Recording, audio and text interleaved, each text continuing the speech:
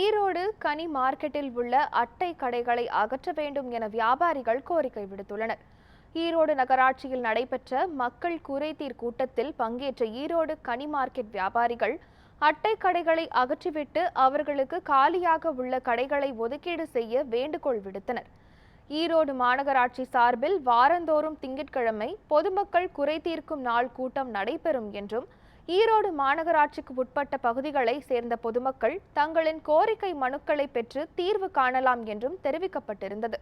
அதன்படி நேற்று முதல் முறையாக ஈரோடு மாநகராட்சி அலுவலகத்தில் பொதுமக்கள் குறை தீர்க்கும் நாள் கூட்டம் நடைபெற்றது.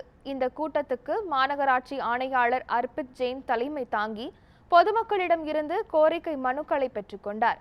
ஈரோடு கனி மார்க்கெட் வியாபாரிகள் சார்பில் கொடுக்கப்பட்டிருந்த மனுவில் கூறப்பட்டுள்ளதாவது: கனி மார்க்கெட்டில் அமைக்கப்பட்டுள்ள அட்டை கடைகளை அகற்ற கோரி பலமுறை மனு கொடுத்தும் இதுவரை தீர்வு காணப்படவில்லை. இதன் காரணமாக கீழ்த்தளத்தில் 27 கடைகள் உட்பட மொத்தம் 180க்கும் மேற்பட்ட கடைகள் காலியாக உள்ளன. அட்டை கடைகளை அகற்றிவிட்டு அவர்களுக்கு காலியாக உள்ள கடைகளை ஒதுக்கீடு செய்து கொடுக்க வேண்டும். இவ்வாறு அதில் கூறப்பட்டுள்ளது. இதேபோல் மொத்தம் 36 மனுக்கள் பெறப்பட்டன.